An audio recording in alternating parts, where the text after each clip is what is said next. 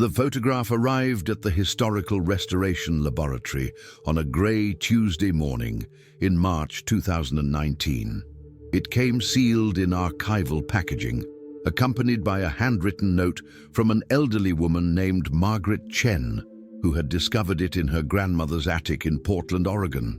The image itself was unremarkable at first glance, a standard wedding portrait from 1911, slightly faded, with the characteristic sepia tones of that era. The bride stood in the center, dressed in an elaborate white gown with delicate lace detailing. Her dark hair was pinned up in the fashion of the time, adorned with small white flowers.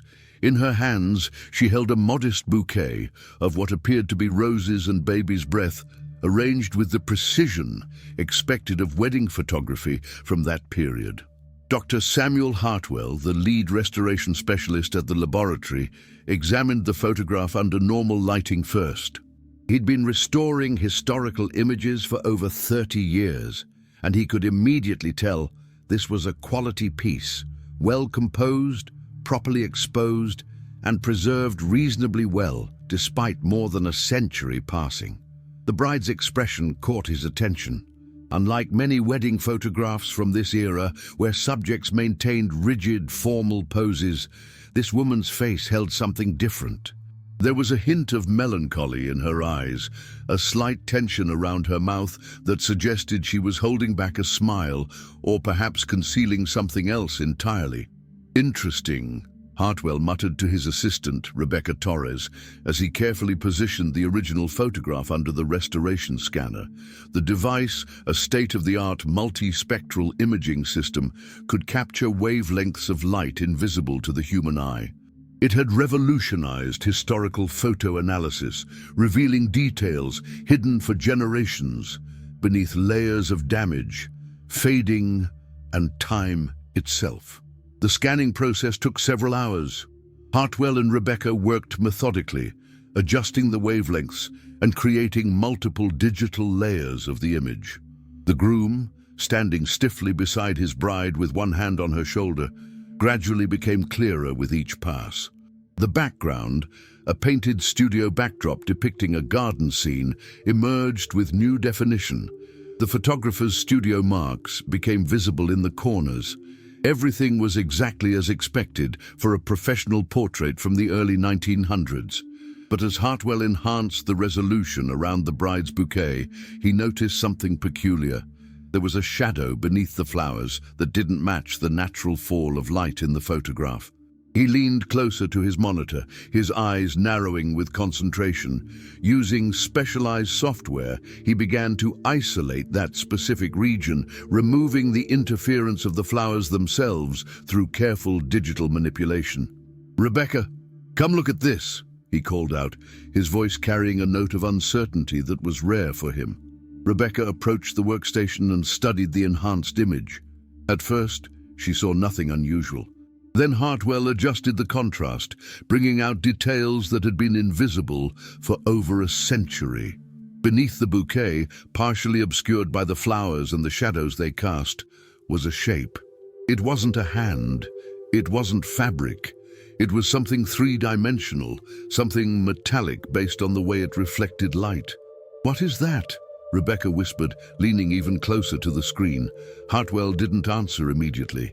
He continued his digital work, carefully enhancing different sections, trying to understand the object's full dimensions and characteristics. As the image cleared, a shape began to emerge, angular, deliberate, and entirely unexpected in a wedding photograph. It appeared to be some kind of small box or container held against the bride's chest, concealed almost entirely by the strategically placed bouquet. The metallic sheen suggested it might be silver or another precious metal. The edges were sharp and geometric, completely at odds with the natural organic forms of the flowers. "This changes everything," Hartwell said quietly. He sat back in his chair, his mind already racing through possibilities. This woman didn't simply hold her bouquet casually. She deliberately positioned it to hide this object. She planned for it to be hidden. That means she knew the photograph was being taken. Rebecca finished his thought. She knew exactly what the camera would and wouldn't see. Hartwell nodded slowly. The question is, why would someone do that? Why hide something in what was supposed to be your official wedding portrait? The photograph that would be displayed in your home, shown to family members, preserved for posterity. He continued enhancing the image, trying to determine if there were any markings, engravings, or distinguishing features on the metal object. But it remained frustratingly obscure, visible enough to know it was there, yet unclear enough to defy easy identification. As evening settled over the restoration laboratory, Hartwell made a decision. He would research the photograph's history. The handwritten note from Margaret Chen had included her grandmother's maiden name, Eleanor Whitmore, and the date and location of the wedding, June 15th, 1911, in New Hampshire. It wasn't much to go on, but it was a starting point. He carefully archived the restored images and sent copies to several historical societies in New England. He also reached out to colleagues in museum curation and historical research, asking if anyone had encountered similar anomalies in wedding photographs from that era. What doctor? Hartwell didn't yet know was that his discovery would open a door to a century-old mystery, one that historians had forgotten, that families had buried, and that seemed to exist in the margins of official historical records. The photograph of Eleanor Whitmore on her wedding day would soon become far more famous than anyone could have imagined. But for now, on that quiet March evening, Hartwell simply stared at the enhanced image on his screen, at the bride's carefully composed expression, at the hidden object beneath her flowers, and at the unanswered question that seemed to emanate from the photograph itself. The historical archives of Hanover, New Hampshire, occupied the third floor of a renovated brick building near Dartmouth College. Sarah Mitchell, the head archivist, stood in the climate-controlled records room, holding a folder that had arrived via courier that morning. Inside were Dr. Hartwell's enhanced photographs and a detailed letter explaining his discovery. Sarah had been working in historical preservation for 15 years, and she'd seen many fascinating finds, but something about this case stirred her curiosity in an immediate and visceral way. She began with the town records. Eleanor Whitmore had been born in 1892 to a prominent family. Her father was a banker, her mother from an old New England family with connections to shipping and trade. Eleanor had married Charles Mercer on that June day in 1911 when she was just 19 years old. Charles was 23, the son of a textile mill owner. By all accounts, it had been an advantageous match, two families joining forces through marriage, as was common among the merchant class of that era. But as Sarah dug deeper, she found something interesting. Eleanor and Charles had divorced in 1917. In the early 20th century, divorce was scandalous, particularly for women of Eleanor's social standing. Yet the records were sparse on details about why the marriage had dissolved. The petition simply stated irreconcilable differences, a catch-all phrase that told her nothing. Sarah made phone calls to colleagues at other historical societies throughout New England, asking about Eleanor Whitmore and anything unusual connected to her name. Most hadn't heard of her. She was a footnote in the margins of local history, notable only for her family's prominence and her divorce, both of which would have been carefully downplayed in the official narratives of the time. Then, on a Thursday afternoon, Sarah received a call from Professor James Lynch at Boston University, who specialized in early 20th century social history.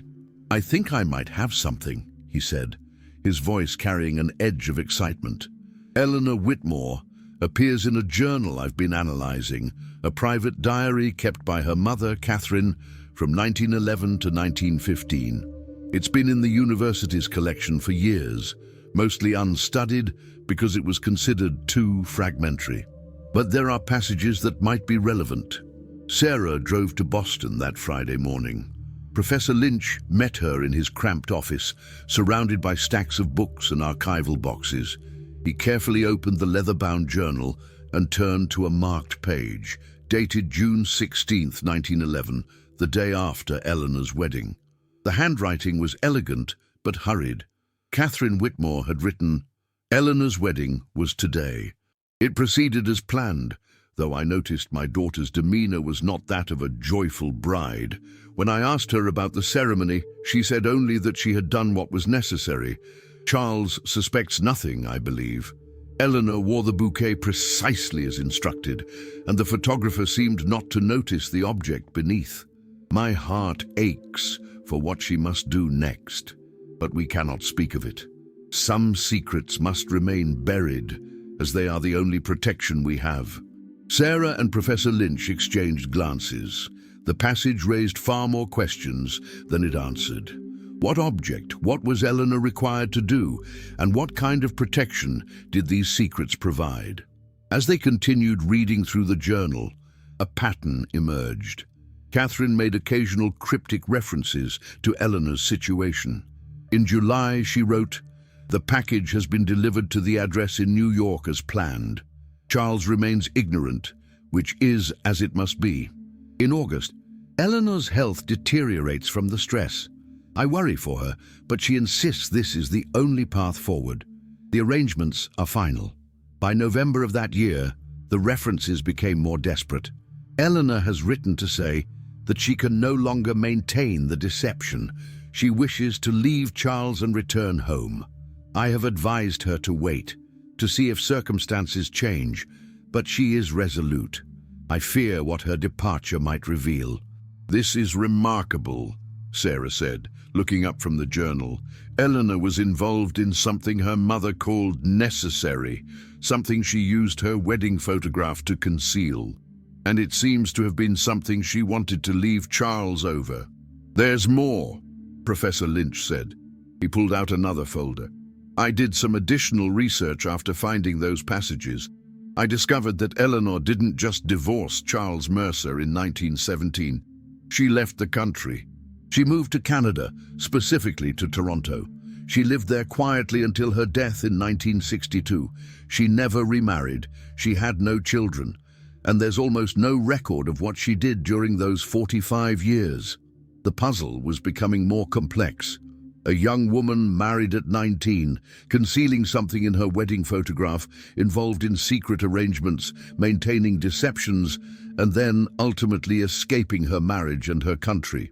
What was in that object beneath the flowers? Sarah wondered aloud. And what could be so significant that it required all this secrecy? "That," Professor Lynch said quietly, "is the question that's been haunting me since I found these passages. We have pieces of the puzzle, but not the picture they're meant to create." Sarah felt the weight of the mystery settling over her. Somewhere in the margins of Eleanor Whitmore's carefully hidden life lay an answer, something that had mattered enough to risk scandal, to disguise it in a wedding portrait, to ultimately abandon her marriage and her homeland. The hunt was no longer academic. Sarah found herself deeply invested in understanding who Eleanor really was and what she had been protecting so desperately all those years ago. If you're enjoying this mystery so far, a like and subscription to the channel really helps us grow. If this content is being useful to you, leave your thoughts in the comments about what you think Eleanor was hiding. Your theories help inspire our future investigations. The Metropolitan Museum of Art in New York maintained extensive archives of early 20th century correspondence and personal documents. When Sarah Mitchell submitted a research request asking for any materials related to Eleanor Whitmore or Charles Mercer from 1911 onward, she wasn't expecting much. Family papers from that era were often scattered, lost, or deliberately destroyed. But the museum's archivist, Dr. Elena Rojas, made a discovery that would prove crucial. While cataloging a collection of donated papers from a prominent New York family, she found a bundle of letters addressed to someone identified only as E.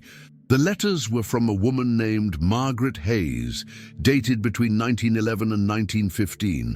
The content suggested a close friendship, perhaps even an intimate relationship between the two women. Dr. Rojas recognized the significance immediately and contacted Sarah. Within days, Sarah was sitting in the museum's climate-controlled archive room, carefully examining the letters through archival gloves. The handwriting in the first letter was refined and deliberate. It was dated July 1911, just weeks after Eleanor's wedding. "My dearest E, I received your note and the precious item you entrusted to me. I understand now why it had to be hidden, why your wedding day required such elaborate arrangements. The burden you carry is one I wish I could shoulder with you, but I know that is impossible given our circumstances and the world's cruel judgments. Know that what you have placed in my keeping is safe. It will never be revealed unless you wish it to be. I await your instructions on what comes next." Sarah's hands trembled slightly as she read. The letter confirmed that Eleanor had deliberately hidden something in the museum archives in New York, something that her friend Margaret was now protecting for her. The subsequent letters painted a picture of a young woman caught in an impossible situation. In September 1911, Margaret wrote, "I have made inquiries as you requested. The arrangements can be made discreetly. Your situation is not unique, though society pretends otherwise. There are others like you, like us, forced to choose between truth and survival. I will help you, no matter what you decide." By early 1912, the tone of the letters had shifted. Margaret wrote with urgency and concern. "Eleanor, Charles has begun asking questions. He suspects something is wrong, though he cannot articulate what. You cannot remain in that house much longer. The deception will eventually collapse, and when it does, everything will be exposed. I urge you to consider leaving sooner rather than later, before circumstances force your hand in ways that might be even more destructive." But Eleanor apparently resisted leaving immediately. The next letters suggested she remained with Charles for several more years, trapped in a marriage built on concealment and secrets.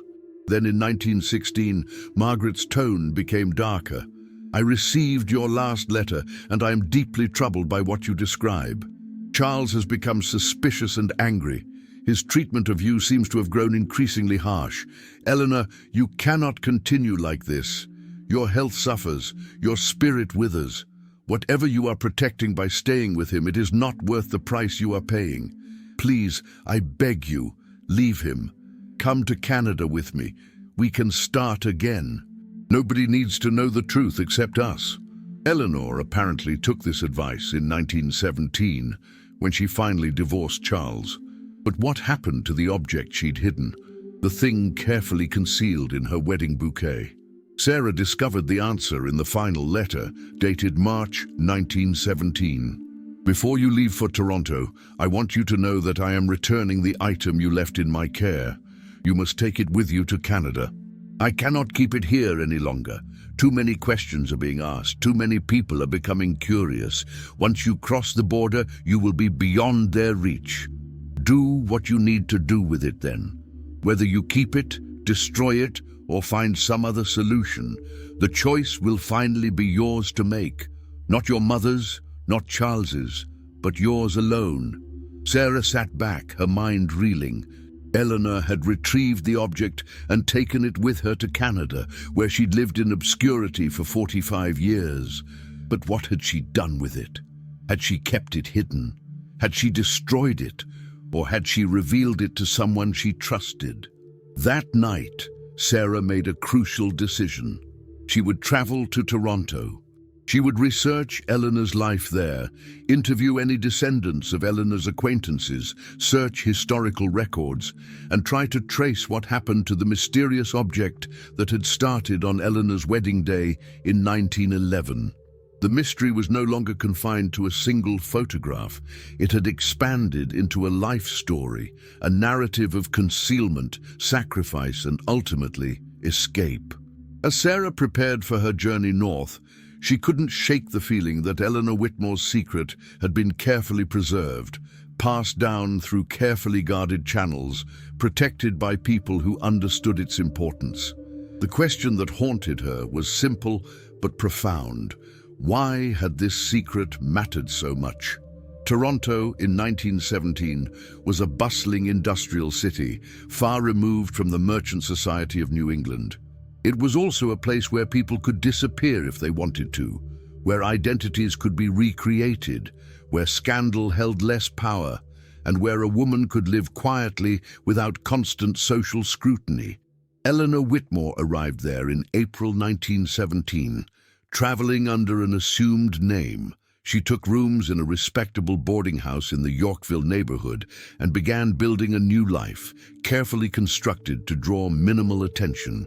According to Toronto city directories, she found work as a private librarian and cataloguer for wealthy families, a position that allowed her to remain largely invisible while maintaining a modest income.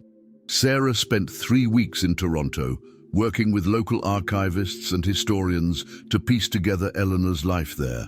What emerged was a portrait of a woman living deliberately, even purposefully, in quiet isolation. Eleanor maintained the same boarding house residence for 12 years, from 1917 to 1929. During this period, she became known to her neighbors as a quiet, reserved woman who kept to herself but was unfailingly polite and respectful. She attended church services but didn't participate in social groups. She had few visitors. According to one elderly woman Sarah interviewed, a descendant of Eleanor's landlady, Eleanor was kind but distant, as if she were protecting something precious by keeping everyone at arm's length. Then, in 1929, something changed. Eleanor moved to a small house on a quiet street in the Annex neighborhood. It was modest but private, the first time she'd lived alone rather than in shared boarding accommodations. According to property records, she paid cash for the house in full. The source of this money was unclear. She must have had access to significant financial resources, Sarah said to her research partner, Dr. Michael Chen, a historian at the University of Toronto. They were reviewing documents in a local archive on a rainy afternoon in October 2024.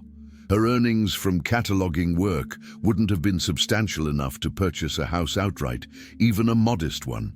Which suggests, Dr. Chen replied, that the object she brought from the States might have been valuable. Either she sold it, or someone provided her with money in exchange for it. Or perhaps, Sarah interrupted, a new thought occurring to her. The object wasn't something material that could be sold. Perhaps the arrangement was different. They looked at each other with a shared realization. They'd been assuming Eleanor had brought a physical object to Toronto. But what if the nature of what she'd been hiding was more abstract? Not something you could hold in your hands, but something you needed to conceal nonetheless. Sarah decided to approach the mystery from a different angle. She requested access to Eleanor's personal effects from the Toronto Historical Society, which maintained a small collection of donated items. Among them were several boxes of Eleanor's belongings, preserved after her death and largely unstudied. In one of these boxes, Sarah discovered a photograph album. It contained images from Eleanor's life in both New England and Toronto. Most were impersonal, landscapes, buildings, street scenes. But toward the back of the album, there were photographs of Eleanor with a young girl, perhaps 8 or 9 years old. The photographs dated from the 1920s. The girl appeared in multiple images, always with Eleanor, always looking at the camera with a serious, intelligent expression that seemed unusual for a child of that era. In one photograph, Eleanor had her arm around the girl's shoulders in an uncharacteristically affectionate gesture. Who was this child? Sarah wondered aloud. Dr. Chen leaned closer, studying the images. If I had to guess, I'd say this girl was someone Eleanor cared for deeply. The way she's positioned in these photographs, the protection in Eleanor's posture, it suggests something significant. Sarah made copies of the photographs and began a new line of research. She searched Toronto birth records, school registries, and welfare department records from the 1920s, looking for any girl who might have been in Eleanor's care during that period. What she discovered was fragmentary but tantalizing. A girl named Catherine, the name itself suggesting a connection to Eleanor's mother, had been registered with Toronto's Children's Aid Society in 1918. The girl's parentage was listed as unknown. She had been assigned to live with a private guardian, identified only as E.W. in the official records.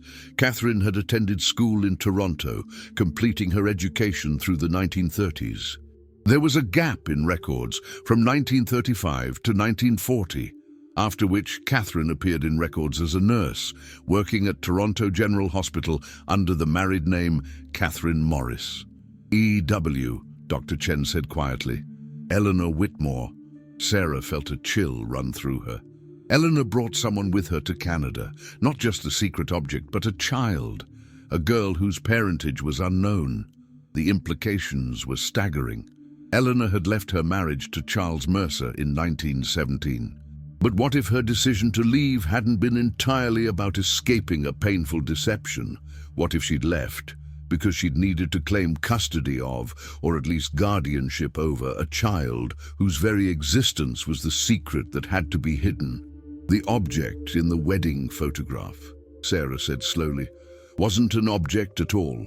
It was a child. Eleanor was pregnant on her wedding day. That's what the bouquet concealed.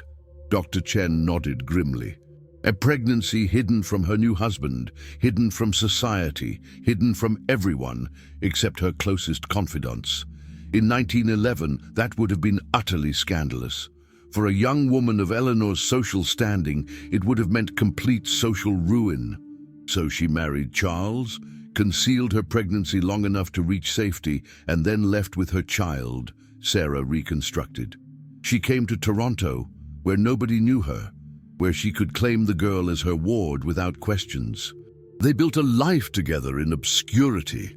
It explained everything: Eleanor's need for secrecy, the elaborate deception, her willingness to sacrifice her marriage and her life in America, the financial resources that allowed her to purchase a house. It explained why she'd lived so deliberately apart from society, protecting not just herself, but the daughter she'd claimed. But one final question remained unanswered. Who was Catherine's biological father? If you're enjoying this story, leave your comment down below. I'd love to know what you think about Eleanor's secret and what you believe happened next in this mystery. The answer, when it finally came, arrived from an unexpected source. Sarah received an email from a genealogy researcher in Connecticut named David Morrison, who had encountered her research while conducting his own historical work. He had discovered something in his family's private papers, a letter that had been sealed and marked not to be opened before 1962. His grandfather had found it among his father's effects after his death, but had honored the instruction to wait. Now, more than 60 years later, David felt the secret could finally be shared. The letter was written in 1917 and addressed to Eleanor. It was from her mother, Catherine Whitmore. In her careful, elegant handwriting, Catherine had written, "My dearest Eleanor, by the time you read this, your life will have changed in ways that will seem incomprehensible to you now. I want you to know that I understand the burden you carry, the sacrifice you have made, and the courage it required to accept the situation as it truly is. Your father never knew about the child. He died believing his daughter was unblemished, untouched by scandal. This was a mercy I afforded him, though it cost me greatly to maintain the deception. The child's father was a young man from the city, someone of good character, but from a family without the social standing ours demanded. When his intentions became clear, your father refused to hear of any engagement. You were to marry Charles Mercer as arranged, regardless of the circumstances. I could not change his mind. I could only help you preserve what mattered most. The child is now secure, and you are free to begin your new life. Remember that there is no shame in what occurred. In another world, in another time, perhaps your love would have been celebrated rather than condemned. Until then, carry the memory of this child as your greatest treasure, the proof that love once existed, even if the world demanded it be hidden." As Sarah read the letter, the final pieces of the puzzle fell into place. Eleanor hadn't been married to Charles Whitmore when she became pregnant. She'd been carrying another man's child, a man her father deemed unsuitable. In the rigid class structure of 1911 New England, Such a scandal would have destroyed not just Eleanor's prospects, but her entire family's reputation.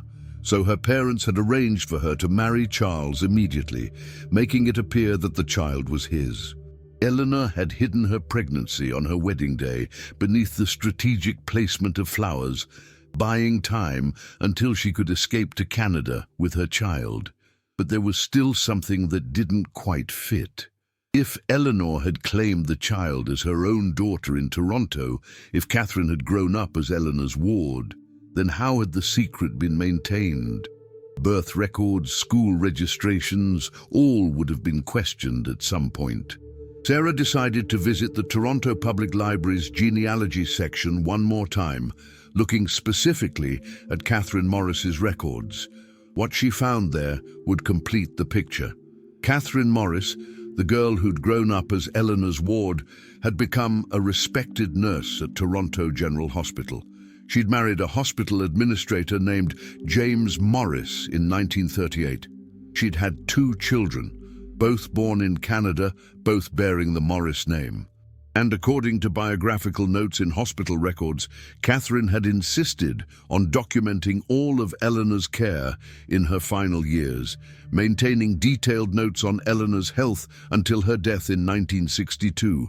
The secret had been kept.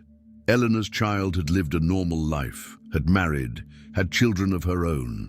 The girl who'd been born from a scandal in New England had become a woman of respectability and purpose in Canada. But the true mystery remained unsolved. The photograph from 1911 had shown Eleanor concealing something beneath her wedding bouquet.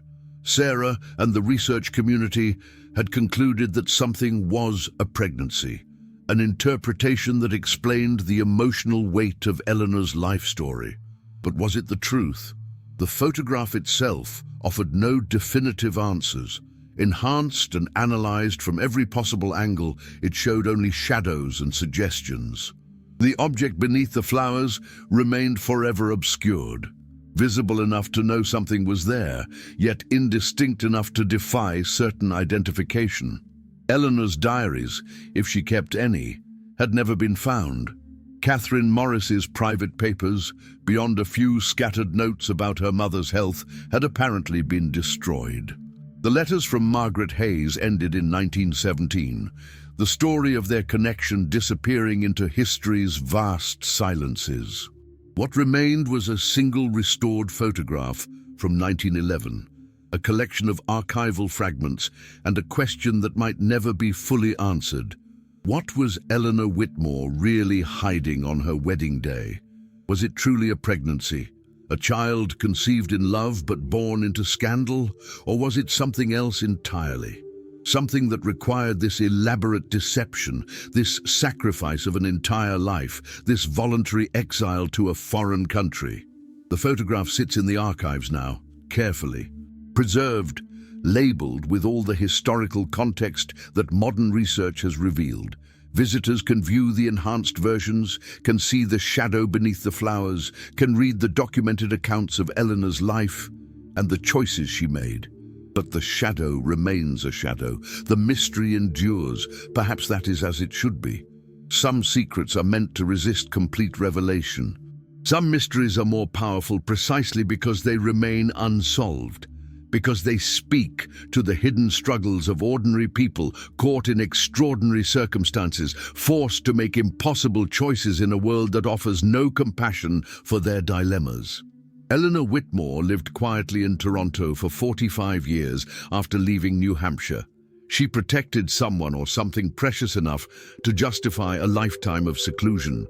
Whatever the truth was, whether it was a child, a secret, a love that society refused to acknowledge, it remained hers to keep. And in the end, perhaps that protection is Eleanor's truest legacy.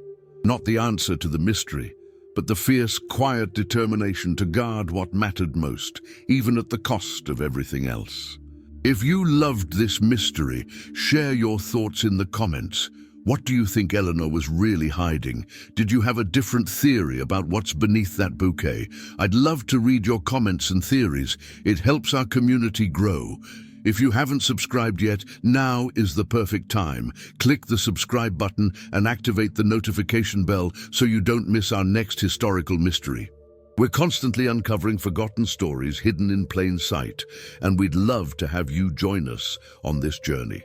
Thank you for watching. See you in the next video.